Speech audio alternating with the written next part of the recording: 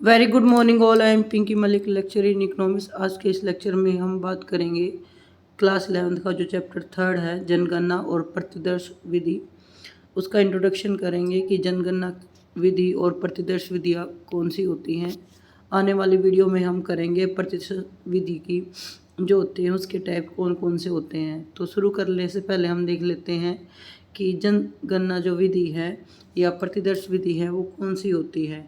सांख्यिकी में किसी विषय से संबंधित जो सभी मदे हैं या मदे मतलब जो आइटम होती हैं उनके कुल समूह को हम समग्र या जनसंख्या कहते हैं। सिंपल भाषा में जिस क्षेत्र के बारे में हम इंफॉर्मेशन लेना चाहते हैं, जिसके बारे में हम स्टडी करना चाहते हो, उसको हम जनसंख्या कहते हैं।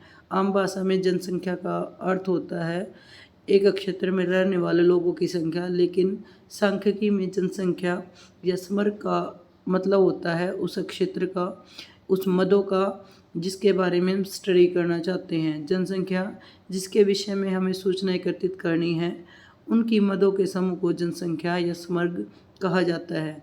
तो जनसंख्या की एक इकाई को एक मद कहा जाता है। सपोज करो आपको क्लास 11th के बच्चों के बारे में ही स्टडी करनी है, तो क्लास जो 11th होगी वो आपका स्टडी लेवल होगा और उसमें जो स्टूडेंट होंगे वो मदें होंगी। एक स्टूडेंट है वो एक मद कहलाएगा और कंप्लीट जो क्लास होगी वो आपकी जनसंख्या कहलाएगी। तो जब हम बात करते हैं कि हमें स्टडी करनी है, अध्ययन करना, तो उसके अंदर जितनी भी इकाइयाँ होंगी उनको हम मद कहते हैं और जब सभी मदों को जोड़ लिया जाता है उनके कुल समूह को जनसंख्या कहते हैं। आगे हम बात करेंगे जनगणना विधि की। जनगणना विधि देखने से पहले हम देख लेते हैं पॉपुलेशन यानी कि जनसंख्या क्या होती है। तो मान लो ये एक एरिया है, क्लास 11th की आप स्टडी कर रहे हो, तो उस एरिया में जितनी भी मदें हैं यानी कि जितनी भी जो स्टूडेंट्स हैं उनको पॉपुलेशन कहते हैं। अगर इनमें से मैं 2 स्टूडेंट की बात करती हूँ तो वो 2 आइटम कहलाएंगे यानी कि 2 मदें कहलाएंगी। अगर मैं उसमें एक स्टूडेंट को लेती हूँ तो वो एक इकाई है यानी कि एक मद है। तो जितनी मदें होंगी उन्हीं के कुल जोड़ को पॉपुलेशन यानी कि जनसंख्या कहेंगे। आगे हम बात कर लेते हैं जनसंख्या की। जनसंख्या करने के बाद अब बात करते हैं जनगणना विधि की। सांख्यिकीय अनुसंधान की जो विधियाँ होती हैं, मेथड ऑफ स्टैटिस्टिकल इंक्वायरी, उसमें 2 मेन हैं, जनगणना विधि और प्रतिदर्श विधि। हमने पहले वाले चैप्टर में सेकंड जो चैप्टर था उसमें करा था प्राइमरी डाटा और सेकेंडरी डाटा। जो इंफॉर्मेशन ली जाती है वो प्राइमरी सोर्स से और सेकेंडरी सोर्स से ली जाती है। तो आज हम देख रहे हैं कि हम उनको डाटा लेने के लिए, अनुसंधान लेने के लिए कौन सी विधियों का प्रयोग करते हैं। तो 2 विधियां हैं, एक जनगणना विधि, एक है प्रतिदर्श विधि। जनगणना विधि को हम सेंसस मेथड बोलते हैं, जबकि जो प्रतिदर्श विधि है उसको हम सैंपल मेथड बोलते हैं। तो देख लेते हैं इन दोनों विधियों को। सेंसस मेथड जनगणना विधि वह विधि है जिसमें किसी अनुसंधान से संबंधित समग्र यानी जनसंख्या की प्रत्येक इकाई के बारे में अध्ययन किया जाता है। प्रत्येक मद के संबंध में आंकड़े एकत्रित किए जाते हैं तथा उनके आधार पर निष्कर्ष निकाले जाते हैं। और भारत में जो जनगणना विधि है वो हमेशा 10 साल के बाद करते हैं। जैसे 2011 में जनगणना हुई थी, 2021 में होनी थी लेकिन वो हुई नहीं है। उत्पादन गणना करते हैं, उसमें भी हम जनगणना विधि का प्रयोग करते हैं। तो जनगणना विधि है वो काफ़ी विस्तृत होती है, काफ़ी विस्तृत एरिया को कवर करती है और साथ में सभी इकाइयों के बारे में, सभी मदों के बारे में कंप्लीट इंफॉर्मेशन देती है। लेकिन जनगणना विधि काफ़ी खर्चीली होती है, इसमें काफ़ी धन, समय और मेहनत की आवश्यकता होती है। तो जनगणना विधि के हम देख लेते हैं कि सूटेबिलिटी, जनगणना विधि का प्रयोग कहाँ कहाँ किया जाता है, साथ में इसकी मेरिट और डिमेरिट क्या है, इसके गुण और अवगुण क्या है। तो आपको सिंपल ये देखना है कि जो जनगणना विधि है उसमें अगर पॉपुलेशन के अंदर जितने भी आइटम हैं उन सब के बारे में इंफॉर्मेशन ली जाती है, जबकि जो सैंपल मेथड है उसमें कुछ इकाइयों को चुन लिया जाता है जनसंख्या में से, जो पूरी जनसंख्या को रिप्रेजेंट करते हैं, प्रतिनिधित्व करते हैं। अभी हमने करा था कि जो जनगणना है, जनसंख्या है, वो उसमें बहुत सारे आइटम होते हैं। अगर उन आइटमों में से प्रत्येक आइटम की अगर हम स्टडी करते हैं तो वो जनगणना विधि कहलाएगी। लेकिन अगर उनमें से कुछ आइटम को हम सिलेक्ट कर लेते हैं और उनके बिहाफ पर हम कोई निष्कर्ष निकालते हैं तो वो सैंपल मेथड कहलाएगा। तो सैंपल मेथड और जनगणना विधि यानी कि सेंसस मेथड है, दोनों अलग अलग हैं और कई बार इनके निष्कर्ष भी अलग अलग निकल जाते हैं। दोनों की अलग अलग सूटेबिलिटी है, अलग अलग मेरिट और डीमेरिट है। तो पहले हम देख लेते हैं जनगणना विधि की सूटेबिलिटी, यानी कि कहाँ कहाँ जनगणना विधि करनी सही होती है और इसकी मेरिट और डीमेरिट क्या है। जनगणना विधि की सूटेबिलिटी यानी कि उपयोगिता कहाँ है, तो अगर क्षेत्र सीमित है, अगर जो पॉपुलेशन है यानी कि जनसंख्या है वो काफ़ी छोटी है, तो आप हर आइटम के बारे में इंफॉर्मेशन कलेक्ट कर सकते हो, तो वहाँ जनगणना विधि प्रयुक्त है। लेकिन अगर एरिया काफ़ी ब्रॉड है तो वहाँ हम जनगणना विधि का प्रयोग नहीं कर सकते। जैसे अगर मुझे क्लास 11th के बारे में स्टडी करनी है एक स्कूल के बीच में, तो मैं स्टडी कर सकती हूँ। लेकिन अगर मुझे पूरे हरियाणा के बारे में क्लास 11th में कि जितने इकोनॉमिक्स के स्टूडेंट हैं उनके लेवल को जानना है, तो वहाँ मैं जनगणना विधि नहीं कर सकती। सेकंड है विभिन्न गुणों वाली इकाइयाँ हों। जब पॉपुलेशन के अंदर जितने भी आइटम हैं वो अलग अलग गुण के हों, अलग अलग इकाइयों के, जैसे क्लास 11th है उसमें जितने भी स्टूडेंट हैं वो अलग अलग सब्जेक्ट के हैं और मैं सब्जेक्ट के रिगार्डिंग उनकी इन्फॉर्मेशन ले रही हूँ, तो अगर मैं एक दो बच्चे को चूज़ करके सैम्पलिंग मेथड में जैसे करते हैं, एक दो बच्चे को चूज करके निष्कर्ष निकाल रही हूँ, तो वो सही नहीं होगा। तो उस जगह उस पॉइंट पर मुझे जनगणना विधि का प्रयोग करना पड़ेगा, हर स्टूडेंट से अलग डाटा कलेक्ट करना पड़ेगा। थर्ड है जिनमें गहन अध्ययन की आवश्यकता हो। तो जो जनगणना विधि है उससे हमें गहन अध्ययन मिल जाता है, आइटम के बारे में जो भी इकाइयाँ हैं उनके बारे में हमें कंप्लीट इन्फॉर्मेशन उपलब्ध हो जाती है, क्योंकि हम प्रत्येक इकाई से सूचना कलेक्ट कर रहे हैं। जनगणना विधि वहाँ भी प्रयोग की जाती है जब जो डाटा हमें लेना है वो बिल्कुल शुद्ध फॉर्म में लेना है और विश्वसनीयता के साथ लेना है, क्योंकि जब हम जनगणना विधि का प्रयोग करते हैं तो प्रत्येक आइटम से इंफॉर्मेशन कलेक्ट करते हैं, तो जो हमें सूचना मिलती है वो शुद्ध होती है और उस पर विश्वास किया जा सकता है। अब हम मेरिट देख लेते हैं जनगणना विधि की क्या क्या मेरिट है, यानी कि जनगणना विधि की क्या क्या अच्छाइयाँ हैं, क्या क्या गुण हैं।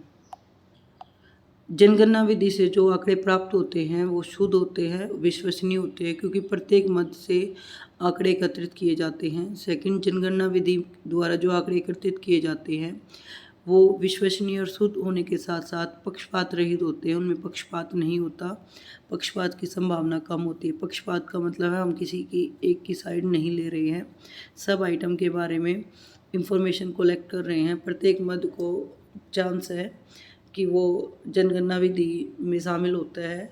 जनसंख्या के अंदर जितने भी आइटम हैं उन सब की स्टडी की जाती है। विशेष सूचना, जनगणना विधि के द्वारा प्रत्येक मद के विषय में अनेक बातों का पता चलता है।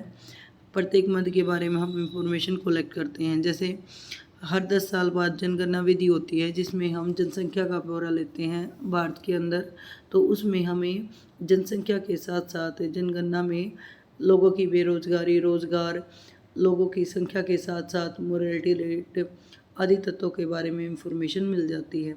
तो जनगणना विधि काफ़ी इम्पोर्टेंट होती हैं विस्तृत इंफॉर्मेशन लेने के लिए। अगर जनसंख्या के अंदर जितनी भी आइटम है, जितनी भी मद है वो अलग अलग विशेषताओं की हैं, तो वहाँ जनगणना विधि है वो काफ़ी उपयुक्त होती है। जनगणना विधि द्वारा हम जो निष्कर्ष है वो आसानी से निकाल सकते हैं। अब हम डीमेरिट की बात करेंगे। जनगणना विधि की कौन कौन से अवगुण हैं। जनगणना विधि की जो सबसे बड़ी कमी है वो है खर्चीली विधि। जनगणना विधि एक खर्चीली विधि है, इसमें अधिक धन की आवश्यकता होती है और खर्चीली होने के लिए जो सेंसस है वो सरकार द्वारा या ऐसी एजेंसी द्वारा किया जाता है जिनके पास फाइनेंस यानी कि पैसा काफ़ी है और उनको काफ़ी गहन स्टडी करनी है। अधिक मानव शक्ति, जनगणना विधि के लिए अधिक मानव शक्ति की जरूरत होती है, गणकों की जरूरत है। देखो जो भी अनुसंधान करता है, अनुसंधानकर्ता वो होता है जो रिसर्च करता है, तो अनुसंधानकर्ता रिसर्च के लिए क्षेत्र में जाने के लिए गणकों की मदद लेता है, यानी कि व्यक्तियों की मदद लेता है कि आप सर्वे करो। जो क्षेत्र में जाकर सूचना इकट्ठे करते हैं उनको हम गणक कहते हैं, जबकि जो स्टडी कर रहा है उसको हम अनुसंधानकर्ता कहते हैं। तो जो ये है जनगणना विधि, उसकी लास्ट जो कमी है कि अगर अन्वेक्षण विशाल है तो उस समय जनगणना विधि करना पॉसिबल नहीं है। अगर एरिया बड़ा हो, जैसे हमें पूरे विश्व के बारे में कोई स्टडी करनी है या पूरे भारत के बारे में कोई स्टडी करनी है, तो वो जनगणना विधि करनी काफ़ी मुश्किल होती है, तो ये उपयुक्त नहीं होती। अब हम बात कर लेते हैं सैंपल मेथड की। सैंपल मेथड नाम से ही पता लग रहा है कि हम पूरी पॉपुलेशन की स्टडी ना करके, पूरी पॉपुलेशन के अंदर जितने भी आइटम हैं उन सब की स्टडी ना करके कुछ आइटम्स को चुन लेते हैं जो पूरी पॉपुलेशन का रिप्रेजेंटिव करते हैं, प्रेजेंट करते हैं, तो उसे हम सैंपल मेथड कहते हैं। मोस्टली सैंपल मेथड प्रयोग किया जाता है। जैसे हम किसी दुकान पर जा रहे हैं, हमें कोई सूट सेलेक्ट करना है, तो हम सैंपल मेथड का ही प्रयोग करते हैं। या रसोई में चावल पके हैं या नहीं पके हैं, तब भी हम कुछ चावलों को लेकर सैंपल मेथड का प्रयोग करते हैं। डॉक्टर भी अगर किसी बीमारी का पता निकालना है, तो वो ब्लड की कुछ बूंदें लेकर परीक्षण कर लेता है। तो जो सैंपल मेथड है वो अलग अलग जगह प्रयोग किया जाता है। सैंपल मेथड यानी कि प्रतिदर्श मेथड। प्रतिदर्श विधि वह विधि है जिसमें प्रतिदर्श यानी कि किसी समग्र का प्रतिनिधित्व करने वाले समूह से संबंधित आंकड़े एकत्रित करने के लिए हम कुछ सैंपल लेते हैं और उन्हीं के बेस पर हम निष्कर्ष निकालते हैं। उदाहरण के लिए डॉक्टर रक्त की कुछ बूंदों का परीक्षण लेकर एक व्यक्ति के ब्लड ग्रुप का ज्ञान प्राप्त कर सकता है। तो जो सैंपल मेथड है वो काफ़ी उपयोगी है। अब इसकी सूटेबिलिटी देख लेते हैं कि जो सैंपल मेथड है वो कहाँ कहाँ प्रयोग किया जाता है, उसकी उपयोगिता क्या है। साथ में देखेंगे सैंपल मेथड की जो मेरिट और डिमेरिट क्या है। जहाँ जनगणना विधि उपयुक्त नहीं होती वहाँ हम सैंपल मेथड का प्रयोग करते हैं। तो अपने माइंड में हमें देख लेना चाहिए जनगणना विधि कहाँ उपयुक्त नहीं होती। जनगणना विधि वहाँ उपयुक्त नहीं होती जहाँ एरिया विस्तृत होता है, तो वहाँ हम सैंपल मेथड का प्रयोग करते हैं। तो पॉइंट 1 यही होगा, जब अनुसंधान का क्षेत्र काफ़ी बड़ा होता है, विस्तृत होता है, तब हम सैंपल मेथड का प्रयोग करते हैं। जब हमें उस स्तर की शुद्धता की आवश्यकता ना हो, तब हम सैंपल मेथड का प्रयोग करते हैं। जब विभिन्न इकाइयों जितनी भी होती हैं उनके अत्यधिक परीक्षण की आवश्यकता ना हो, मतलब सैंपल के अंदर अगर विभिन्न इकाइयाँ होंगी तो हम अच्छे से सैंपल कलेक्ट नहीं कर सकते। पॉपुलेशन के अंदर अगर जितने भी आइटम हैं वो समान जातियाँ हैं, सहजातियाँ हैं, तो वहाँ सैंपल मेथड प्रयोग किया जाता है। जैसे बॉडी के अंदर जो ब्लड होता है वो सेम होता है, तो उसकी कुछ बूंदें लेकर हम टेस्ट कर सकते हैं। ऐसे ही जो चावल हैं वो सेम क्वांटिटी में पक रहे हैं, तो उनमें से आप कुछ चावल लेकर टेस्ट कर सकते हो। लेकिन अगर स्टूडेंट अलग अलग तरह के हैं, अलग अलग इकाइयाँ हैं, तो वहाँ सैंपल लेना काफ़ी मुश्किल हो जाता है। जब समर की सभी इकाइयाँ लगभग एक जैसी हो तभी सैंपल मेथड का प्रयोग किया जाता है। मेरिट देख लेते हैं। जनगणना विधि की जो डिमेरिट थी वो सैंपल मेथड की मेरिट है। जैसे जनगणना विधि काफ़ी खर्चीली थी, तो जो सैंपल मेथड है वो खर्चीला नहीं है। प्रतिदर्श विधि है वो कम खर्चीली है। प्रतिदर्श विधि के द्वारा जो आंकड़े एकत्रित किए जाते हैं वो शीघ्रता से संकलन किए जा सकते हैं, यानी कि आसानी से आंकड़ों को इकट्ठा किया जा सकता है। क्योंकि इनमें से जब हम इकट्ठा करते हैं, इंफॉर्मेशन लेते हैं, तो कुछ आइटम को ही सिलेक्ट करते हैं, तो इंफॉर्मेशन जल्दी मिल जाती है। जबकि जनगणना विधि में काफ़ी समय लगता है, क्योंकि आप प्रत्येक आइटम के बारे में स्टडी कर रहे हो। विशाल अन्वेषण, जहाँ जनगणना विधि उपयुक्त नहीं है वहाँ प्रतिदर्श विधि का प्रयोग करते हैं। इस विधि में जो सर्वे किए जाते हैं तो उनका जो संगठन है और प्रशासन है वो अधिक उपयोगी, सुविधाजनक होता है। क्योंकि जब भी हम सैंपल लेते हैं तो उनकी मैनेजमेंट करना, उनका संगठन करना आसान होता है। जबकि जनगणना विधि में एरिया बड़ा होता है, उसमें अगर आप गणकों को भी लगा रहे हो तो प्रशासन में भी काफ़ी समय लगता है। दूसरा, अगर प्रतिदर्श विधि द्वारा हमें रिजल्ट मिल रहा है और कोई उस रिजल्ट से एग्री नहीं है, तो आप प्रतिदर्श द्वारा, सैम्पलिंग मेथड द्वारा दूसरे आइटम को चुनकर दोबारा अपने रिजल्ट को कंसीडर कर सकते हो। तो इसमें गलती की पहचान आसानी से हो जाती है। अब हम बात कर लेते हैं डिमेरिट की। सैम्पलिंग मेथड के अंदर कौन कौन से अवगुण हैं या कौन कौन सी डिमेरिट हैं। जो प्रतिशत विधि है उसमें पक्षपात की संभावना है, जबकि जनगणना विधि में जो पक्षपात की संभावना है वो कम होती है। तो जो जनगणना विधि की मेरिट है वो इसकी डिमेरिट है। इस विधि में यदि गलत प्रतिदर्श चुने जाते हैं तो जो निष्कर्ष होते हैं वो अशुद्ध होते हैं। जबकि जनगणना विधि में हम प्रत्येक आइटम की स्टडी करते हैं, तो उसमें जो निष्कर्ष होते हैं वो बिल्कुल शुद्ध होते हैं। लेकिन इसमें अगर आपने जो सैंपल सेलेक्ट करा है वो गलत सेलेक्ट करा है तो जो आंसर होगा वो भी गलत होगा, जो निष्कर्ष निकलेंगे वो भी गलत होंगे। कई बार जो सांख्यिकी समूह है वो विविध होता है तो उसमें प्रतिदर्श बनाना संभव नहीं है, ये बात हमने कर ली। अगर जनसंख्या के अंदर जितने भी आइटम हैं वो अलग अलग तरह के गुणों के हैं, अलग अलग तरह की वैरायटी उनके अंदर है, तो वहाँ से सैंपल कलेक्ट करना आसान नहीं होता है। फोर्थ, जो प्रतिदर्श की विधि है वो एक तकनीकी विधि है कि सैंपल कैसे सिलेक्ट करना है, सैंपल कौन कौन सा सिलेक्ट करना है जो पूरी पॉपुलेशन को रिप्रेजेंट करे, ये एक तकनीकी विषय है और उसके लिए विशेष ज्ञान की आवश्यकता होती है।